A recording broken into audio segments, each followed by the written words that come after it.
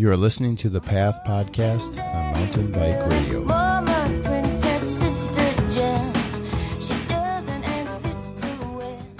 For Tani and Anka, this is Nathan. Welcome to another episode of the Path Podcast. Hey, thanks, Nathan. This is Ak. And to everyone who's listening, thank you for tuning in today. We are in Santa Cruz, California, with what I might call arguably the most influential women's race team in the world. The Santa Cruz Juliana Pro Team is with us today. Juliana was launched in 1999 with the Pro Team coming online, I believe it was in 2015, primarily hitting the enduro races, whether it be EWS or Trans-Provence. All three of the members, our special guests today, are extremely successful at the highest levels and have been for a number of years. Kelli Emmett, Anka Martin, and Sarah Leishan join us here today. Kelli Emmett, I was reading an article that said, Kelli Emmett, the self-described speed freak dirt biker non-athlete. Where did you find that? Thanks for being here, Kelli. Oh, thanks. It's awesome to be here today. I remember you giving presentations at Giant. That's my first recollection of you. Oh my gosh, that was a while back. Kelli is also a former collegiate national champion. Oh yeah, which is impressive. Former Giant bicycle race member in 2007. It looks like you rode for 8 years, racking up a single speed world championship. Mm-hmm. And that's impressive. Well, thanks. 3 Super D national championships and a Downeyville All Mountain World Championship, amongst other accolades. Yeah. Yep. Was it just one Downeyville All Mountain Championship? No, I think it was maybe 3 or 4. Awesome. Yeah. There's been a Just few. 3 or 4. No big Yeah, yeah. Can't keep track. I know, right? So many. Get your stats No, I'm right, just kidding. would you? I don't even know my own stats, so I wouldn't expect anyone else to know them either. Don't sell me short, Ak. We also have with us Anka Martin. She's been racing for 15 plus years on the World Cup downhill, EWS. I believe you've won at least one, if not more, Trans-Provence races. Only one. Highly competitive in all that you've participated in. Bridesmaid too many, but only one. I'm really glad to finally get to know you a little better, Anka. I just remember all those years in Orange County and SoCal with you and your husband Sven just kind of being like the Dutch and Duchess of downhill or something, like the royal family of downhill. Geez. I don't know, man. The SoCal was such a brings back so many good memories. That's where it all sort of started, where we learned to ride, and that whole area was the whole introduction to mountain bike, the whole mountain bike world and trails, and it's such an amazing place to ride. And often people are like, SoCal, where do you ride in SoCal? I'm like, man, they've got some of the best trails out there, and that's where I learned to doing Vision Quest back in the day, learned to suffer, and the steep trails in Laguna Beach was perfect for downhill racing at the time. So it was a good part of our lives living in SoCal. To me, your name is just synonymous with the scene and racing and just the fun and creativity and just all the great things about downhilling. Oh, thanks, man. It's been a great. Bikes have been awesome. Just the people you meet and being able to ride with these 2 ladies of the last few years and learn from them has been really good. Yeah. And so thanks, Anka. And our last special guest is Sarah. Is it Leishan? Leishan. I apologize. You're doing great, though. Is Sarah Leishan? Let me see. You hail from currently Whistler, but I think it's Alberta originally. Wow, that's good creeping. So I know, man. I never talk about being from Alberta. You caught it. You've just blown her cover. Hawk is weird. I'm trying to put you at ease. I'm actually weirding you out. That's great. I love that. That's impressive. Great. So you are former skier, snowboard coach. I think, and that was at a very, very high level. Yeah. And so I think that's probably provided you some good training and background to be a very high level EWS competitor.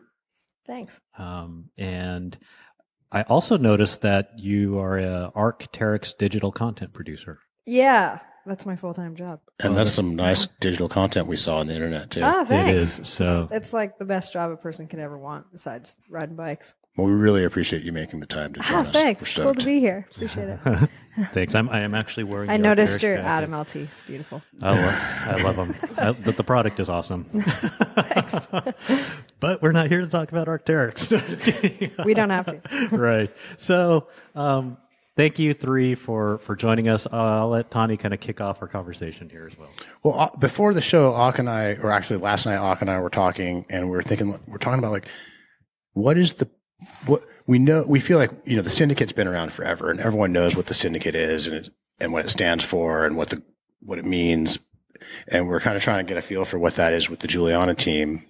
We kind of got the impression it's maybe a little bit more experience, a little bit more enduro. Do you want to help? I think we we all have we have very polarized positions on this, and we're all pretty aligned actually. Great. But it took us 3 years to figure out what we're doing. Like the first 2 years, I think, you know, we were positioned as a race team, and we did our best at being a race team, and we showed up and worked super hard. But I think after the end of that 2 years, we were all kind of like, I mean, Anka and Kelli can speak to it more than me. They came to the conclusion before I did, where they're just like, yeah, I get it. I'm ready to do something other than racing. And I think we're really lucky that we work with a brand that's like, okay, you don't want to race? What do you want to do? And it's not just one brand. It's like SRAM and Rockshox have been super supportive of that. But yeah, now like we're figuring out our new path now that it's not all about EWS racing. And I think it's probably fair to say that people watching the mountain bike world don't really care all about EWS all the time. It's like time to do something different. Yeah. Maybe something a little more relatable. Yeah. Yeah, maybe. Professional soul riders. Yeah. I Say like Anka that. falls under that for sure. I know, definitely Anka. No, I think the racing was great. You know, that was a great platform for the team to start off with, and to get the bikes out there, and for us to be out there and sort of travel around, and for people to see this new brand. I think that was a really good platform to begin with, and for us to race. And Juliana's never been that. They've never pressurized us with, you know, getting results. It's always been about go out there, do your best, but at the same time, you know, talk to other women, see what they want, get the brand out there, and for us just to be approachable. And it's, you know, not all women relate to racing. It's, in fact, I think a lot of them are intimidated by it. So with us this year, doing a lot more, just getting more women out on bikes, that has been really nice to have the time, because when you race, you don't have the time to focus on that. So that's been really nice to have more time to actually reach out to all those women and have the time and make the time to just get more involved with all levels of riders and all levels of women out there. And I think that is a good place for the brand. I think Ratboy go might have been to. jealous and said, I want to be a soul rider too. I know. I think if our, you know, I think a couple times he's like, man, your bikes look so good. I want one. This kind of goes to a theory I have that a lot of times in the world, there's all this talk of like, who should cater to women and how, like, what do women owed in the workplace and all these things. And I think a lot of times, to me, the answer is that the thing that's going to make women feel related to or comfortable or safe or excited, a lot of times it's the same thing that's going to make anyone. And I think that this branding approach with Juliana is really smart, not just from a woman's perspective, but just in general. Yeah, I don't think we're really narrowing it down and trying to figure out what, you know, I remember with Liv, when I was with Giant, they talked a lot about, you know, like, what do women want? Like, it's this one thing. And, Well, Anka, you know, it's Anka like, asked a bunch of women, and maybe she found out. Yeah. You mentioned that you ask them what they want, and I was thinking, Yeah, like, wait, you I found mean, out it's what like- women want? yeah, right. 'Cause I think I've it's got this the one thing. secret. Yeah. How much are you going to pay? No, you know, I think, yeah, it's just, you know, like Kelly was saying, a lot of women, they want to get out there and on bikes, but they don't necessarily want to throw themselves down some of the sort of, you know, some of the tracks we've been racing over the last few years. They're pretty much downhill tracks that you ride on little bikes. Super gnar. They're gnarly and intimidating. And But I think, like, that's the thing. There's there are women that want to do Oh, that. And there totally. are women that just want to go ride on the weekend. And, I think I don't want to pigeonhole anyone. No. And I think we're just the same as men. Like you're going to find those women that are really interested in racing and that's the way they want to ride their bike. And, other people just, it's just not that women. Well, and just because you don't want to race doesn't mean you don't want to shred the gnarliest trails. Exactly. I think we learned, at least I did, because I wasn't a seasoned EWS athlete when I was signed to the team. I came from doing media and I had been coaching snowboard cross and I was a ski patroller to pay my bills before I was racing bikes. And I learned from these two. I was like the rookie. And we found like over time that telling like really honest stories about this shit's hard. This shit is like, that's the hardest day I ever had. And then we would just like regroup and talk at the end of the day and put together pieces that were reflective of that were on our website. And those are the stories that we told on our social media. And you actually still don't see a lot of that kind of raw positioning from the top athletes in the world. There's still a real celebration of like, this is lit, best day ever. And it's just like, well, actually it rained every day this year, you guys. It looked really crappy, but no one really was like, it's rare to see someone be like, no, I struggled out there, but this is what I learned from that struggle. And it's been really cool because Juliana like wants to celebrate that. Like, let's talk about like how that was hard and what you learned out of it. Cause we don't care if you won. We just care that you like got something out of it. And I can say that I got something out of all those experiences. So it's been cool that way. Because out of those very tough situations, you learn very solid lessons. Dude, the lessons, let me tell you. Well, also, I think There's so many. I think the American the riders and even just American or maybe consumers in the world are kind of sick of the disingenuous, pre-canned media outlet. Yeah. Like Sure. I think that you're ahead of the curve, and that maybe we're seeing a move maybe toward. I think millennials like authenticity. And Yeah. It's Thanks, good. Scott. Yeah, it's We try real nice to hard. see. Like in the sense like we could have played that game as a team and as a brand. We could have like played the the tagline every day of the week, and we could have hired the prettiest girl that you can think of to wear like fewer clothes in our social, and that would have Hashtag blessed. whatever. Yeah, like we could have Best done day of all my that, life. and we're really lucky that we were with the brand that was like, yeah, we reject that. We don't care. We just want you to be you. And like when we signed with the team, we were just talking about last night at dinner, like the three of us, like when we were signed, it was 3 years ago this week, and we were all showed up, and we had like a camp. And like, I remember just like looking at Kelli and looking at Anka. I was like, this is a weird crew. This is like, whoa. But at the same time, yeah, well, just because like we're so different from one another. that weird. No. But we are like Pretty the cool. antithesis of like your Stylistically, at typical least, like, elite athletic team. We're all You mean athletes. you don't do but- bikini Instagram God. shots? I give up. I liked it. That'll be coming from the Christmas party tonight. Yeah, right. Right. Yeah, I'll be lined up first. Don't worry. That reminds me, I asked the syndicate, but you guys have any Christmas party goals? Oh my Oh, god! geez. Just to survive. Make it through. Yeah, right. Same It's story like all an around. endurance race. Well, it's like the race started 4 damn days ago. Yeah, and, like, right. It's been already going on for a few days now. Yeah, stage 7 and 8 are tonight. Yeah, I feel like I've been a guest for like one stage and I'm already beat. Yeah. Santa Cruz knows what's up when it comes to partying. Yeah. Yeah. Indeed. I've been learning, but I'm still off the back. Like, it's hard. You'll be an elite soon. Oh Yeah. man, I'm old now. I passed elitism and went straight to old. And tired. Straight to go to I sleep think at I'm past my 8:30. prime too. You might Say get that a on air. life supplement. It'll be good. There's Yeah. been a lot of Euros going, what is Mardi Gras? like Totally. Googling, like, what does that mean? What do I wear? It's like, just beads, Yeah. mask. Should be fun. So, Anka, you're like an actress now? Oh, geez. No. I saw you in the Stranger video. I think Yeah, you're you are. That gonna was see pretty you at an Emmy soon amazing, or wasn't anything? it? Sure, that was not in my comfort zone at all. I was sort of told to go to Scotland and ride my bike for a video, which was great. You know, Right. you can do that. And when I got there, they sort of elaborated a little bit more about what it was going to be about. And I got really uncomfortable and really nervous. And then I was just like, okay, if I don't just get on with this is going to take twice as long. So I just tried to ignore everyone around me and get on with it. But it was a really fun project. Yeah. Ak and I were kind of debating last night, like, what are the kind of the literary or symbolic or theme based kind of underpinnings of that story?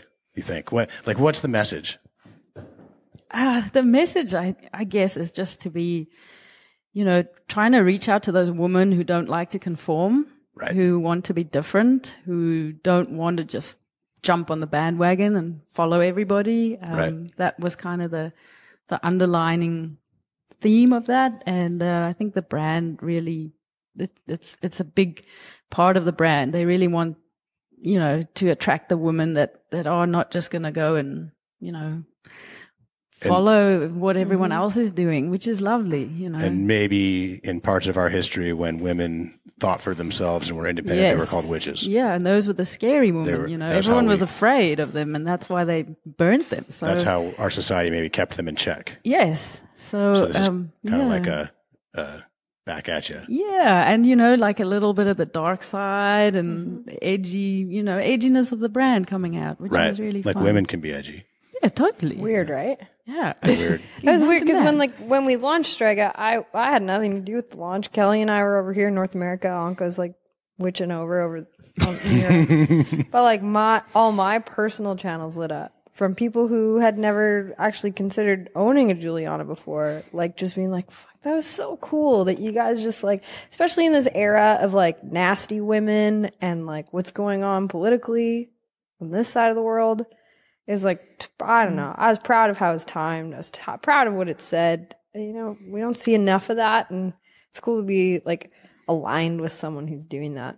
I thought it was cool, but I kind of wanted to see it end with you like dominant and victorious. I know. I don't know if I think I wanted you like manual down like a row of fire and everyone away or something. Oh gosh, horses chasing me were terrifying. I'm scared of horses, but I kind of miss riding in like my cape, and every so often I get up to go for a ride. I'm like, where's my cape? You should do that. I say that every day too. I would come, but I forgot my cape today.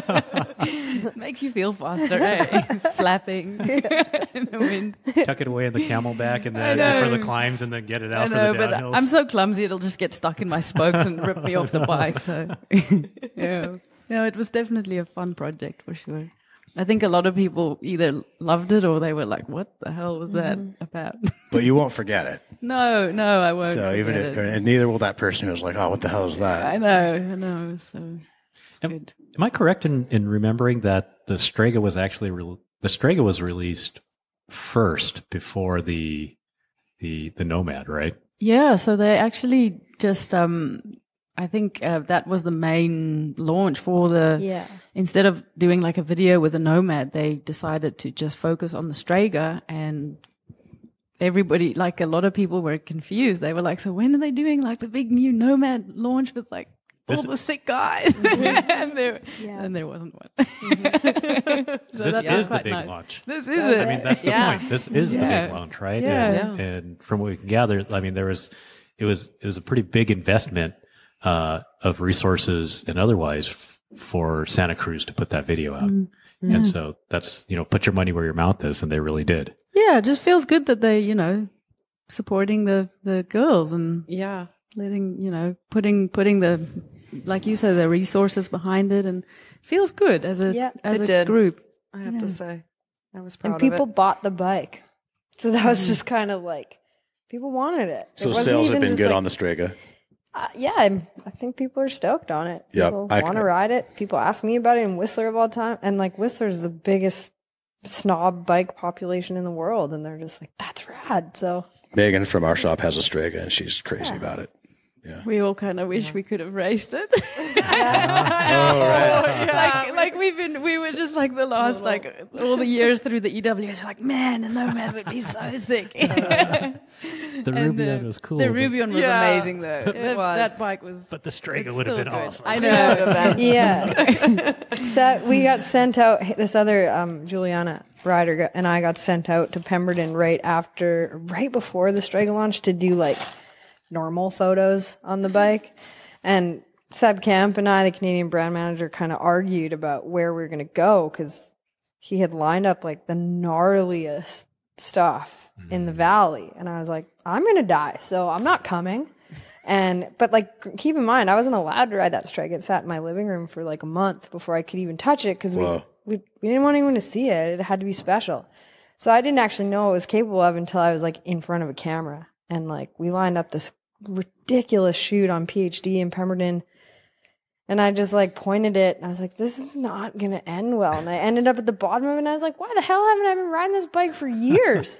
It's like that much of a game changer. This is sick. I agree. The first thing I said getting off the bike was like, this bike is going to get a lot of people into a lot of trouble. Totally. Just because it's like a little mini downhill bike, but you strap your little helmet on and you go and you're just, the bike just takes off and you're like, oh my God. Mm-hmm. It's a good bike. You ride it with a coil or an air shock? Air shock. All three. Yeah. Have any of you tried it with the coil? I have not. I have not. Super sweet. You should try it. Yeah. Okay. All right. The air shock's been actually really good. Well, the thing is, like, I just rode the crap out of it at home, and it never heated up on me, and like the weight savings, and I was like, this is all I need. Still passes the bounce test, I think. Yeah. The air shock on it. Yeah. It is a different ride quality. Like it is different in ways. We both ride the coil. I've never ridden it with the air. I haven't either. But yeah, the coil Nomads. Right? Good. We would say the same thing. It's going to get a lot of people in trouble. Yeah. I hope not, touch wood, but you know. It'll get them back out of it too, though, right? Yeah, exactly. We're Save a lot getting of me people. excited to try it out, so Right. maybe we'll have to try it out Yeah. this year. Got to. Yeah, If they make a light enough spring for you, I don't know. For Yeah. Kelly, for They do. sure. they do. So Like for Kelly. I had to order it. You fit under the nugget category too. I don't know about that. one of the things that was on my mind is, I love to visit places and like mix up with the culture and eat food and drink and ride. And I bet the three of you could give us, you probably know where we should go. Like what should be on my list of places to go visit and ride? Anka. Oh, geez. Like if you love Santa Cruz, but you want to adventure more. oh man, gosh, I haven't obviously lived in the US for a long time, so there's so many lovely places to ride, but at the moment, we never get time to come and ride here. I haven't been here in 3 years, so I'm going to be as for like an exotic holiday, you should come to New Zealand and How's come the and riding in ride New with Zealand? us. It's pretty good. It's really, it's just so different. It's far away and all of that, but we kind of fell in love with the riding there and then decided to move there. So we love it out there. It's just, we pretty much had to learn how to re-ride again. We felt like complete beginners. What's It's just different. It's steep and really, really rooty, and then it rains a lot, so the routes are really slippery. So we had to just, and then all these random people, they live there, like mums and housewives, and they're all just like Shredding, and you're just like, oh my God, I don't even want to ride down there. So that was fun. I think it ignited like a whole new, love for the sport again, moving there, because I had to get over new challenges and learn again. So that was That makes sense. very cool. Sounds And awesome. yeah, and I think, where Sarah lives, that's pretty amazing place. And then It's fun. and then Kelly gets to travel all over the US riding all the good stuff. So what's your favorite destination, Kelly? Oh man, I've been spending a lot more time up in Bellingham, Seattle area. Oh, I love that So I've had some amazing days up there. And I don't know if it's just because it's new, but I think it's actually pretty awesome riding. So I think if you had a few days to choose, I would go there. I think that's a good suggestion. Yeah. But, Well, at least then you're there, and then you can just cross the border, and then yeah. go up to Sea to Sky and go to Whistler Right. Yeah. or Squamish. But every Or time I am North in Shore. Whistler and Squamish, I'm always asking myself, why don't I live here? We asked that too. Why doesn't Kelly live here? And then it rains every day in the winter. I'm like, oh yeah, right. It's cold. Yeah. Yeah. You want to live there I in don't know August. if I'm not. Yeah. Well, that's the problem. I always go in August when it's beautiful, and then I'm like, oh, right. I need to come here in the winter. Well, there's too many nice places all over the is. world to New ride. Zealand's up there though. Like Yeah, but every place is good and for its own special, like whether it's the food or the beer or the people. that is like the one benefit of the EWS tour is like we got this perspective of all these ride centers, and it's weird because like when you're actually there, you're not on a riding vacation, you're there to work. So you get like 2 days to practice and 2 days to race. But like if I look back on the 2 big seasons I did, I'm like, I know exactly where I would pay money to come back here. Like Ireland is on that list. I loved Ireland. Everybody's kind of negative about that race, but I loved that race. It's like a great way to see the best trails So in an cool. area. And the people were so rad. Spain is amazing. Like Ainsa is like phenomenal. Where in Spain should you go? To Ainsa. That's like where we raced the first time, and they're going back this year. But my friend Mike Hopkins is there right now. I was just Instagramming with him, and he's like, oh my God, I can't believe how cool this place is. We've only been here for 4 days, and we have to leave, and we haven't even seen anything yet. There's a lot going on there. Spain's on my list for sure. Yeah, put it on your list. And then Finale, like my boyfriend and I went there in September just to vacation, which was weird. Like just went on points But you brought bikes. and like paid for like free ride Finale shuttles and rode with this amazing shredder Ava Dethlefsen who lives in New Zealand. She's Dutch, and I don't remember. I don't know. But like, yeah, Finale's sick, especially if you're not racing. I mean, I kind of carried on racing and raced all these years as an excuse to travel. Totally.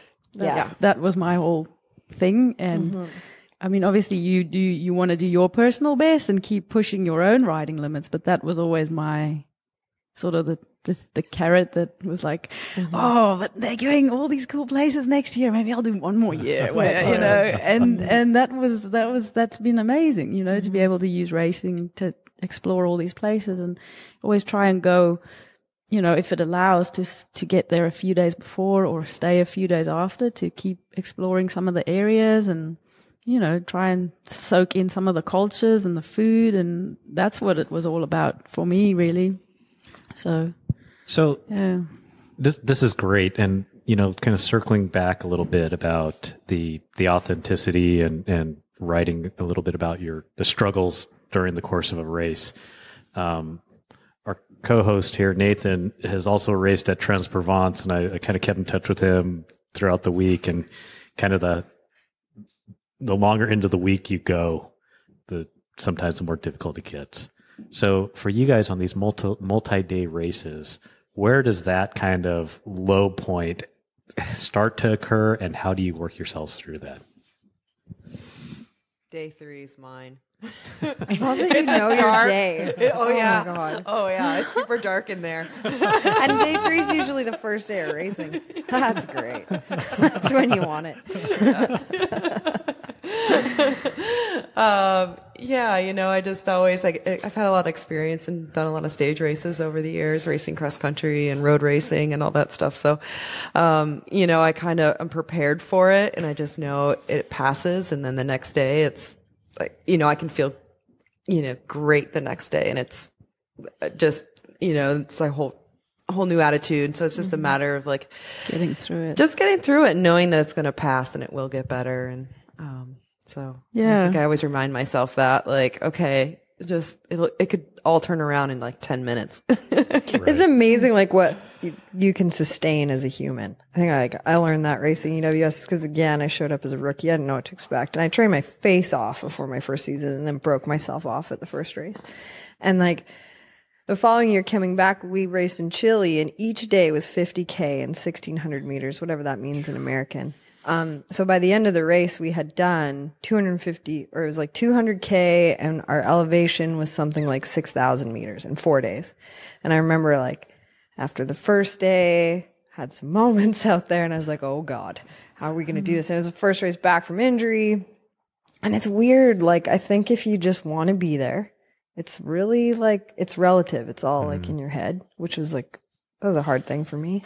Like, Yeah. you're like the pain queen. You can get through anything. I like I struggle the most on the first day because you're nervous and, you know, everybody's sort of hanging around and you got those race jitters. And then once the first day is over, I feel relaxed. And, then I tend to get stronger later, like towards the end when people start getting really tired and lose focus. That's when I feel like I can keep going.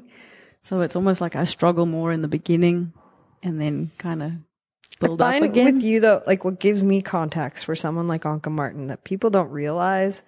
How many Cape Epics have you done? 4. Cape Epics. And then how long was the tour that you did with a broken hand? 3 days after surgery? How many days did that take you? It wasn't 3 days. It was like 10 days. Whatever. I'm going to say 3. I don't even care. This is freaking 3 days after surgery. And how long did it take you? 17 days and 3,000 Ks. So that's a thing. Yeah. But I'm silly. I forget quickly. I think I forget how hard it was, and then, oh, that was amazing, let's do it again. Until you do it, you know. Yeah. It's one of those things that's fun after you Yeah, do it. Exactly. Yeah, it's never fun in the Never moment. fun in the moment. You know, people are like, was it fun? Was it amazing? I'm like, not really. My bum was sore all the time. And But wait, aren't you thinking about doing it again this year? yes, I am. Then like 2 months later, it's like, that was so awesome. I know. I'm like, I still can't feel my toe after 3 months, but I should sign up again. And you did. I'm really smart. I don't know. I'm a sucker for pain. Eh? So when we were along these lines, when we were talking to some of the syndicate writers in a previous show, one of the things that they talked about was this relationship with their mechanics and how their mechanics, to a certain extent, on race day become relationship. All right, get it out. Chuckle, chuckle, chuckle. Hey, knock, knock, knock, knock. Okay. No, and just nothing. How your mechanic can be your psychologist, friend, psychologist, what have you. Where do you guys? I just got to know what you're thinking, Kelly. You just like loaded a You've just rifle opened up a and whole- gave us a gun. It's like, what are you going to do now? Take aim, Kelly. I think it's your turn to speak. You guys are doing so good. Let's just say it's been special. Yeah. A special relationship. A little bit of tit for tat. So, like, a good example. Okay. I'll bring it back. I can do this. Okay. I can do this. We pump up our own tires and stuff. Yeah. Basically, if I didn't have a mechanic, I would die out there. And luckily, I have a partner who's incredibly mechanically adept. It's his job. But I learned, like, on the tour, like, how important that relationship is. And if it's not exactly how you'd want it to be, it can really like affect how events go for you. We have this group called the Free Agents, which I'm sure you guys are going to want to talk about, that Kelly runs. And it's like something I'm really proud of. And Kelly's probably more proud of it because it's her program. We have these like 5 women from North America who are weapons, and they're young and up and coming. And Juliana is like really investing in these people. So they were at the Enduro World Series in Whistler. And we hired my old friend Simon Miller to be the mechanic for that race. And like having him there was just like, he just thought of everything and he handled everything quickly. And he like posted pictures of us on his Facebook because he was so proud to be working with us. And that was just like magic. It was sort of like everything just came together. And that's when you know you got the guy. Yeah. Yeah, it was obviously when the team formed, it was such a new thing for me. I've never had a mechanic before. And so I always felt guilty. Like, I'll wash my bike. I'll do this because I was used to doing it all. Like, you know, I mean, I would literally just check my tire pressures every morning, throw some chain lube on and off you go, you know. Oh, it still feels good. Let's go. So that was really neat. You feel really special having someone helping you with stuff, you know, and usually the biggest help is always, you know, when it starts pouring in between runs and you've got to change tires and put like, you know, mud tires on and when it's real frantic. So it's a huge help and it makes a big difference when you're doing a whole series. And changing, even stuff like changing tires. It's so tiring in between racing that someone helping you with that is huge. And so when we did get help, on this team, it was I constantly feel guilty, like, I'll help you with it. So to learn to let someone else help was a big thing for me too. You have to, when people want to help, it's really nice. You have to let them help you. Right. Occasionally I think about hiring someone to clean my house, and then I'm like, I don't know. It feels kind so of weird. So it was kind of that. the same thing. I'm like, I can wash it now. Okay, it's really nice. I'll just sit here and have a snack. It frees up mental space, mental Yes, capacity, capital does. for you guys to focus and to move on to the next stage or whatever. There's that whole trust thing. Yeah. But also like recovery physically, Very like, much. it's really hard to be, working on your bike, standing all day, washing, doing all that stuff before you go into a big weekend. You're out there all day racing when you're doing the EWSs. So it's pretty tough, and the practice and, just being able to get that extra rest in is so important. And we never had to do anything. I raced against tons of girls who were way faster than me. We were out there fixing their own bikes, and I'd be like, oh, that's tough. But I feel it's an important part of for women to be able to know how to do that too. To if you don't have that help, even if you have the help, it's still good to know the basic things of how to actually, if something goes wrong during the stages, they're to not be dependent on them all the time, and to learn from them. That's really good. Yeah, we learned the hard way that if we didn't have our shit together and something went wrong out there, there's no one to help you. And luckily, usually, it seems like anytime I had drama, Kelli would be right there. And especially because I raced more in the following season after Anka was racing less. And so, Ireland, we had this epic of a day with flat tires because we picked the wrong tires. We picked single casing cross country tires, sure. Thinking that was cool. It wasn't. And she and I together just flat, flat, flat, CO2 cartridges going off of people's faces, and then time trialing to the last friggin' liaison. And if you don't know what you're doing out there, it turns into that. And we know how to change a tire, but sometimes you have to be even better than that. You get all frazzled. You are, after coming down a stage. I still was one of the last remaining people racing with a ginormous backpack with tools and spare parts, and you don't see that these days anymore. And I'm like, how are they going to get around through the day? And it was a spine protector too. And snacks and all sorts. So Snacks are key. I'm terrified of running out of food. It's my fear in life. I just want to have it. I don't have to eat it. I just have to have it. We have a friend, longtime friend, Maxwell, who his camelback weighs routinely 20 plus pounds. What? I think it was 35 pounds one time. 35 pounds even. Are you guys putting rocks in He there? has a trail saw in there. Okay. Oh, we talked about the guy with the trail saw. Who has the trail saw? We have a trail saw in New Zealand, okay? Kindred spirit. We have a lot of wind, and there's often down trees. You got to have a chainsaw. Yeah, we didn't when we moved there, and we were seen as city folk. They were like, you guys don't have chainsaws, and we're like, no. And Sven went into the shop right away. He's like, we need a chainsaw. And he's like, I don't even know how to do it. So we kind of practice at home. So we weren't total dorks on the next ride. It's okay, now we know what we're doing. That's awesome. Chainsaws are fun. And fitting in New Zealand. Yeah, now he sees a little stick that you can just kick away. And he's like, oh, I've got my saw. And I'm like, it's not even needed.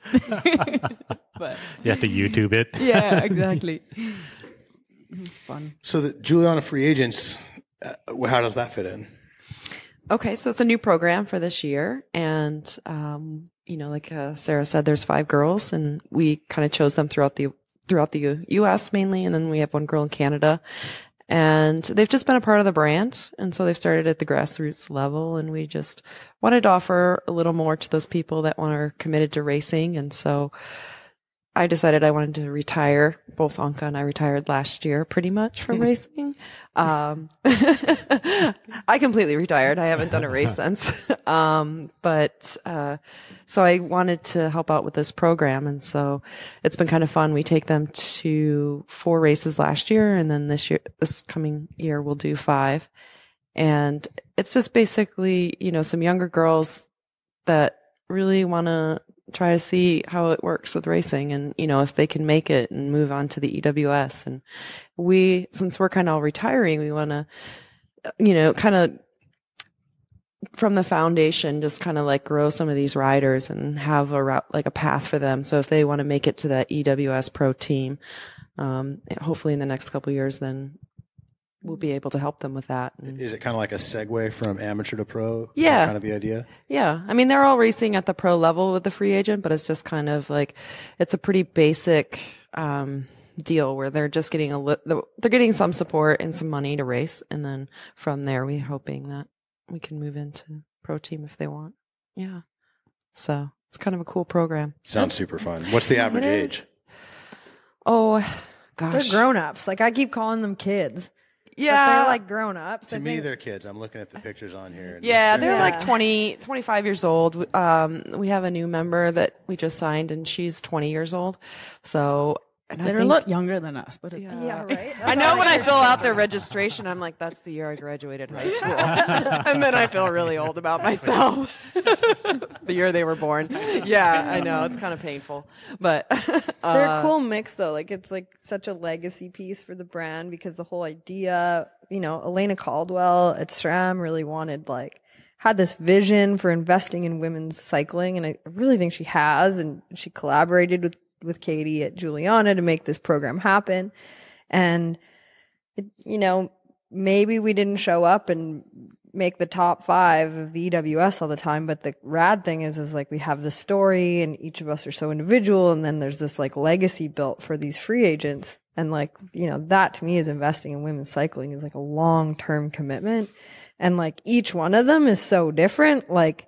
And just brilliant and impressive people. Like Kelly's done such a good job selecting them, and they have really interesting careers. And yeah, what they do off the bike is really interesting, and that's also a big part of how Juliana chooses these women. A lot of people, a lot of the ambassadors, they're ER doctors and scientists, and really sort of very impressive. Gunning for the Olympics. Yeah, exactly. Yeah. So what do you look for in these riders, Kelly? I mean, it's so tough taking a stranger and deciding if they're going to be a good fit, or I imagine it would be. Right. Yeah. I guess I just think, do I want to hang out with this person at the end of the day? Like, do I find this person interesting? Do they have, I don't know, just like a good head on their shoulder? And I also introduce them to some of the other girls too and see how they fit in the group before I just, randomly pick someone. So I have the opportunity, because they're coming from the grassroots level, to include them in some stuff and see how it goes, and then, decide if they're a good candidate. So what does that, like, because I think some of our listeners, myself included, kind of geeking out here, what does that develop or interview, kind of get to know you, do I want to hang out with you process look like? I mean, so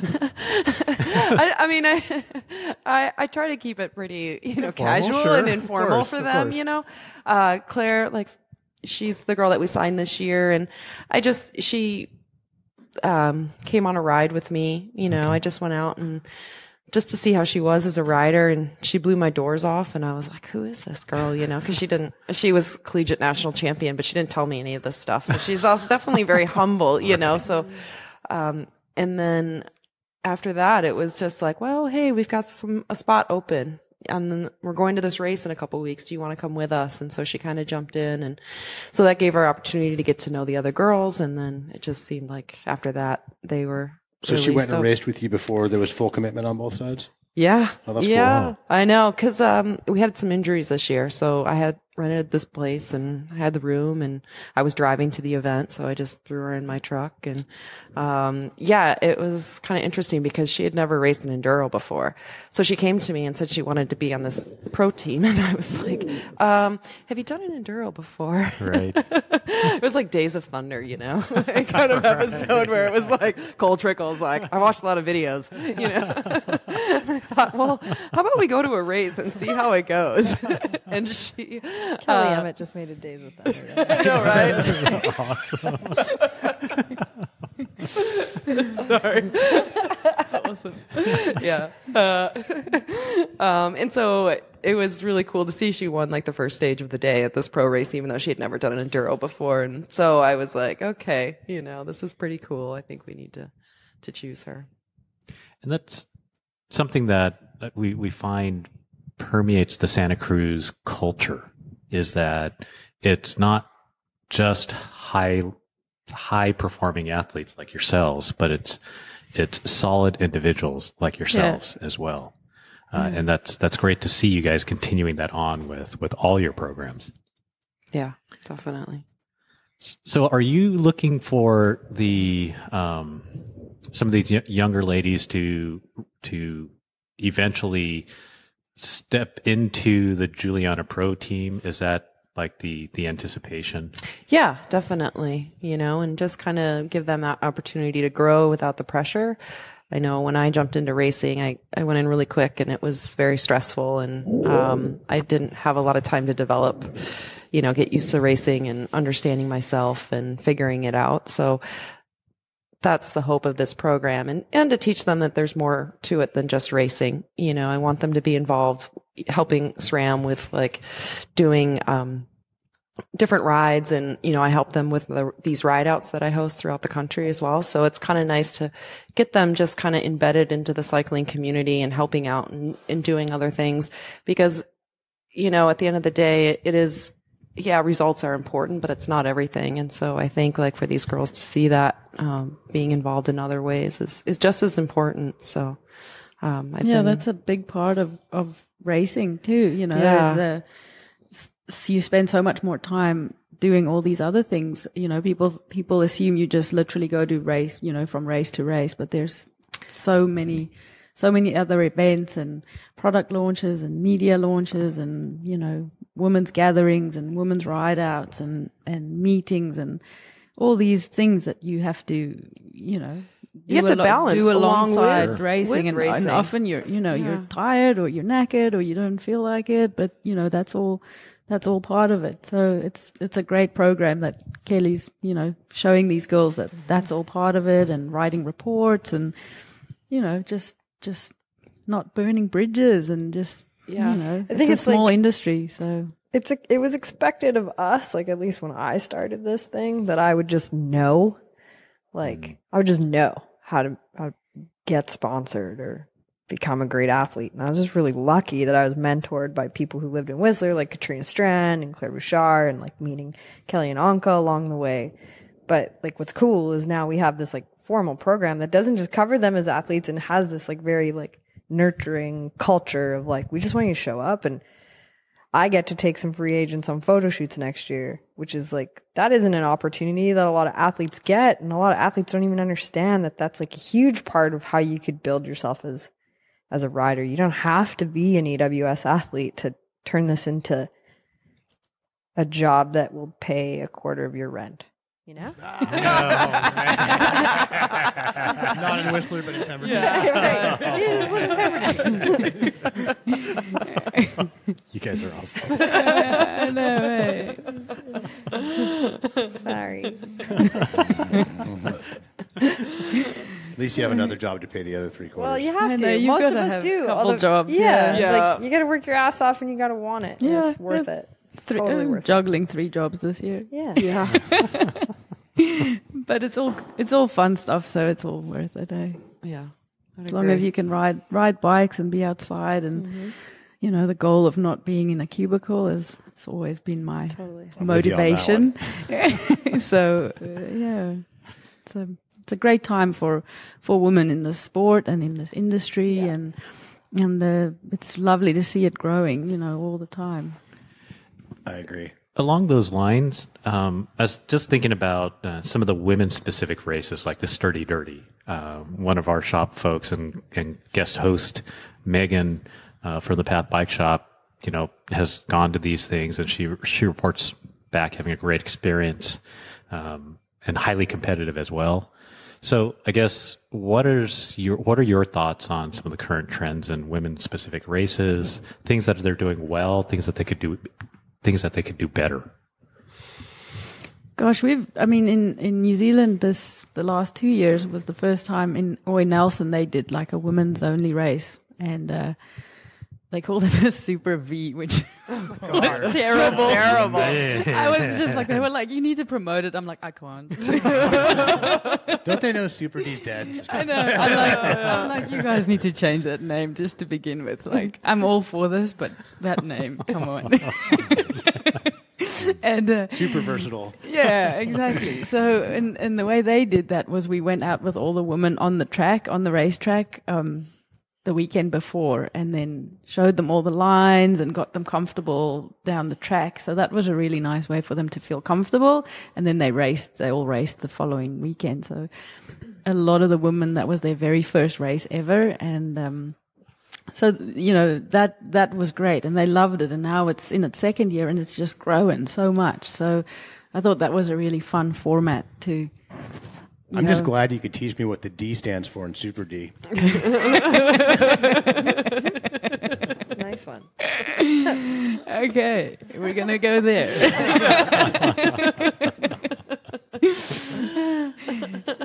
So, yeah, I'm not sure, you do a lot of the woman stuff here in the US. Yeah, and I've been to the Sturdy Dirty. So the second year they had it. As a competitor? Yeah, I was racing for Live at the time. And so I thought it was awesome. It was super inviting, and women were just having a great time. The courses weren't super difficult, but it was nice for people to get out and try it for their first time. So I'm fully in support of it. Was it in Oak Ridge at that time? No, it was just we were Seattle area. Okay. So, I think it's great. And I know we've also got the Yeti Betty Bike Bash in Colorado. And I know that I've been to that a couple times and supported it. And I felt like it was such a blast. I mean, I think the girls really had a great time, and I'm seeing it to continue to grow. So I don't know. So what do you think? More women-specific events, or more embracing of women and support of women in the general events? Well, I was just going to say, I love these women's, that these races are there for the women that want that sort of environment to try things. But I also feel that it's just as important to ride with guys. And that women should try that and should do that, because I learned everything from riding in the back behind guys, mimicking and learning from them. So, as much as I'm all for all these women's events, it is also also good to mix it up, And I think that goes back to what we were talking about earlier, is that we don't want to pigeonhole that all women should do just women-specific events, Like there's some women that... We're not anti-men. No, and that's always I always try to stress that when I do these events, that it's I'm not going to have these no boys allowed rule anymore, It's good to mix it up. Because we do. I enjoy riding with my boyfriend quite often, So it's it's inspiring and you learn from them. And, so it's you don't want women to never experience that or be involved with that. Yeah. There are a lot of men who need to get doored by a woman too, so it's good to have you around for Oh that. yeah, I love doing that. I know, it's super fun. You can sense it right off the back, and you're just like, okay. I think the fact that these events, because they have them in the Sea to Sky corridor, there's one always in Whistler, and then there's the Hot on Your Heels series in Squamish, and they're always sold out. And so. Right. You can't say don't do women-specific events, because there's obviously a demand, and women I know are like, I've been training for this, and that's cool. Maybe they wouldn't be doing it otherwise, but I do agree with there's not there isn't a set rule, Yeah, and I think for a lot of women, it's also when they love these events, because it's not just all about the bike. It's a way for them it's a platform for, say, people who move to a new area to meet new friends or meet people. It's so I think those events are going to keep growing. But at the same time, we enjoy Juliana and Santa Cruz. They've always been really good about mixing it up and I think that's a good thing. You must get this. You both probably do, but I get asked this a lot at home. What do I do? And that's actually how we met one of our free agents, is that she showed up to one of our first ever ride out, which was hosted with Lululemon at the end of the EWS in 2016 that we all raced. And we were roached, the three of us, and we took this group of like 25 women after a morning of yoga, and these two national ski cross girls showed up, Kelsey Serwa and Britt Phelan, and we rode with them. And Britt asked me at the top of the trail we got to, she's like, I want to be a pro mountain biker. I was like, okay. She's like, how do I do it? I was like, well, why don't I just follow you? And I followed her, and she was like, just like Kelly said, she blew my doors off, like right away. Like maybe like needed some skills, but like it was there. And my advice to her was like, go to races. I learned how to race at the Fat Wednesday series in the bike park, and with all the dudes riding like joyride in a race scenario like that. I think that institution of like that grassroots and cheap and, you know, available events is like really important. I don't know if it needs to be gender specific, but I think you're hitting on a good point, which is that good local friendly grassroots events are just good for everybody. Yeah. totally. Yeah.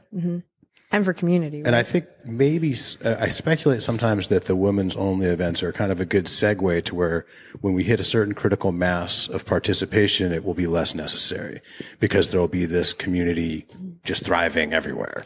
I almost wonder if those like women specific events are what get women to like get the nerve up to go to the grassroots events. Yeah, it's like almost a like the entry platform. point. It's It like is. That's what I feel like. Totally, for them to build up confidence and courage in a safe environment. And then from there, when they feel more comfortable and confident, then they feel like, okay, maybe I'm going to join the mixed group ride on a Wednesday. Or maybe, you know, I feel better about myself now to go and, you know, join that, like the Saturday morning ride and not feel super, you know, because it's all about, usually it's confidence.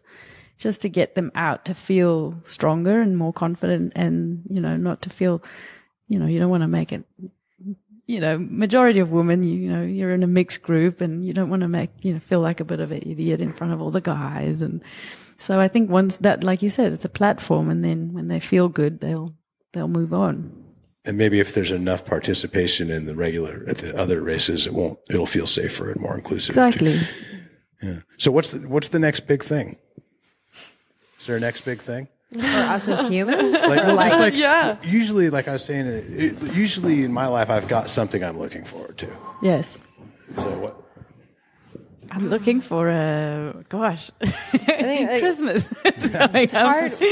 I know. We've all been through this. Like, it's such a transition. Like, and Anka and Kelly have way more to say about this probably than I do, but like transitioning out of training because it's your job to go to races and like just riding to be fit is like that. And not that, you know, I talked to a couple other athletes who were here last night who are like, oh my God, just the idea of not being a full-time athlete is like pretty gnarly, but I'm starting to like embrace that and be like, what's the next cool shit we can do? And there's like plenty of cool stories to tell that are interesting to people. Anka's crushing it at that. Well, I mean, this year alone, I figured out, you know, because we were both all of us were doing different things, and it was a hell of a lot easier to just show up to a bunch of races and race. That's for sure. Now you've got to come up with something. Yeah, so I keep saying to the people, just keep racing as long as you can. It's much simpler. It's much easier. You just have to train and show up, and either you do well or you don't, and then you try again.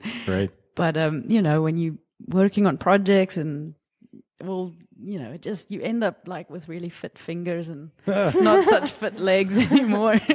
But it's good, you know. I've been doing some women's trips, which for the last 2 years alongside racing. So I think you know, that's something that I'd like to keep focusing on and growing, and for the new year. And yeah, so that's been really nice, just to show them that you can also just go on a bike trip, and it's not a bike skills trip. It's just a platform for women to get away from their kids or their husbands and ride and have wine and just have a chat. So Yeah, sounds awesome. yeah, it's pretty nice. And I have just actually signed on for a full-time position with Juliana to continue doing these ride-out events. Congrats. What? Congrats. Oh, thanks. Yeah. No, it's great. I have insurance benefits for the first time in my life. Yeah, right? Like, I know, I feel so grown up. Yeah, right? But I have to say, like, retiring, I mean, I raced full time for 20 years, so to be done with that, I was a little terrified, and it's been awesome. I mean, I really love being retired, and everything I'm getting into is a whole new challenge, and it's exciting. And I think initially when I thought I was going to leave racing, it was pretty grim and going to be a tough transition. But I have to say it's been really fun, and Kind of figured out a way to still hang out with your friends, it sounds like. yeah. Well, I do work from home, so I got that going for me. But yeah, and it's fun to just go and ride, and I don't have to do intervals and something structured. And But you can do intervals. if I wanted, but I don't. It's amazing how seldom that comes up on the list of things I want to hit. Totally in missed a that day. I never did that. Or not. You don't have to do them. I know. I mean, I always kept racing because you think that that's the quickest way to keep progressing as a rider was to race, because that was. And then when you realize, you don't have to be at a race to keep progressing as a rider. You can actually do that. You can keep doing that in a different environment where maybe you take a bit more time, but you can still, to stop racing doesn't mean your riding's going to go down the toilet. It just means that there's more time to keep working on new things that you maybe always wanted to learn how to do, like learning how to wheelie, or little things that like little skills like that you just, when you get to a race, you just race mode, and now you actually have more time to okay, I want to learn how to dirt jump properly, or wheelie, or focus on little things. So, Right. That's something I kind of wondered about. It's like it always seemed to me like it must be really difficult to progress while you're just trying to pin it all the time. Yeah, so there's never really time to be playful on the bike. You literally, you just riding and doing what you have to do, and you almost feel now that there's time I've always wanted to learn how to nose wheelie, so little things like that just to play on the bike is kind of scary, but that's, those are the things you have time for now. Yeah, having the Strega and having the time to just ride my bike was did more for my riding in 1 month than any level of racing at the EWS over and over and doing intervals and spending my life at the gym, which I value that experience, but it didn't make me a better rider, which is weird. It made me really good at suffering, really good at handling bad days, meeting cool people. I was thinking that today on the ride as Yeah. you were dropping me. I was like, Sarah's going fast. So you're going to come, Maybe she should go back to racing. you should retire from retiring. and Yeah, right? Come back as a natural. seen I that used to be a hard worker. Now I'm a natural. You know what? It's funny you mentioned that, because July this year was a pretty rad year, because we just rad time, because the weather in Whistler was fucking ridiculous. The dirt was ridiculous, and everybody had time to ride. And Britt Phelan, one of the free agents, is like, "What are you going to do if you win this race?" And I was like, "Shut up."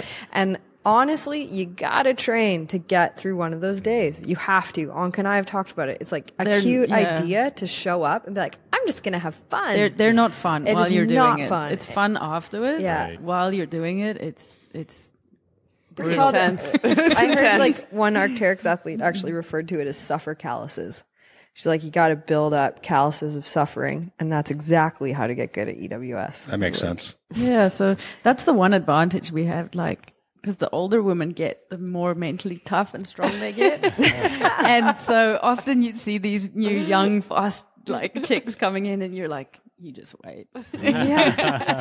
And then End of the race, you're mine. yeah, exactly. And then after a few hours or a few days, you can see them breaking down, and you're like, yes, I've still got it. I think it's one of the things I was just thinking of as you guys were talking about is mentioned it earlier a bit, but the world is such a volatile, messed up place, and the industry has always been a little confusing about its position on women in the sport, and it's cool. I don't ever want to say that other brands are doing it wrong, because the fact that they're showing up means something, but it's really exciting to be able to walk away from EWS, think about what our climate is socially in the world, and do something that is meaningful to people.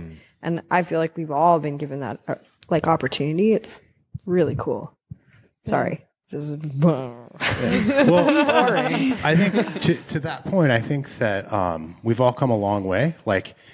When I opened the Path Bike Shop in '98, it was believe it or not, way more of a boys club the sport, the industry, the culture, way more of kind of a boys club than it is now, and way less participation.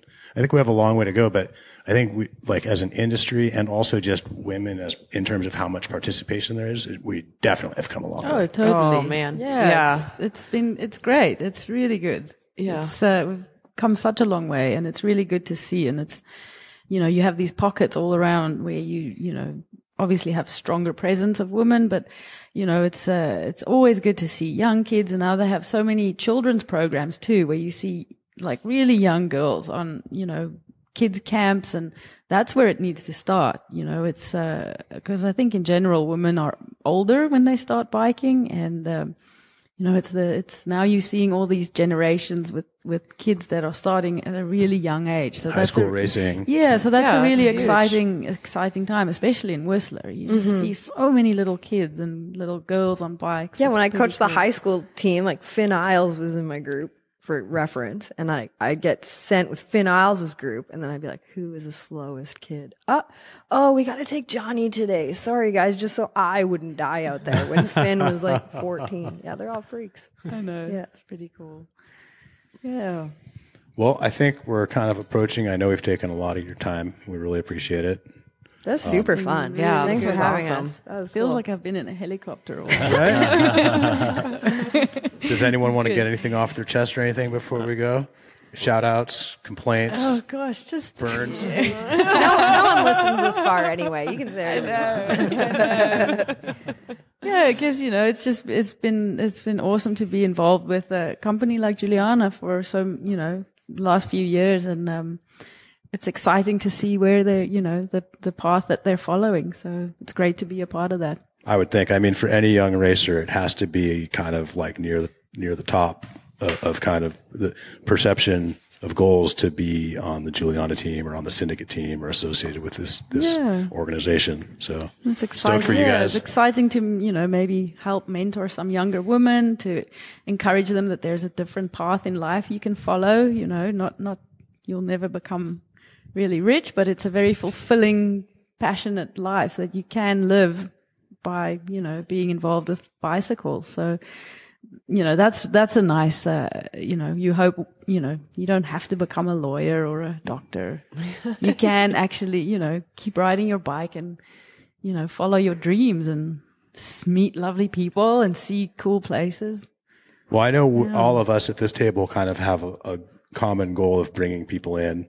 And so maybe someday we'll bring enough people in that like the next Anka Martin can get rich. Oh, Jesus. I'm I'm happy with my Strega. I think that's what I take away. And that's like, maybe that's a cliche conversation to have, but I've had conversations with highly paid women in the sport who are good friends of mine. And I've been like, you should be making 6 figures next year. And like, said athlete has been like, nah, that's not even possible. And that's insane because like, we could like travel down this rabbit hole for 4 hours, but that should be the goal. This is a totally valid point. Yeah. That is how it should be. But at the same time, I think you should just love what you do, and that's enough. Sure. Yeah. I I'm think happy you're with both that. right. I think you should love what you do, and I think that's certainly the best path to happiness, and which is what else. But You still got to pay the bills. I noticed with women in my life that a lot of times they could ask for a little more money. Yeah. But we should end on this note.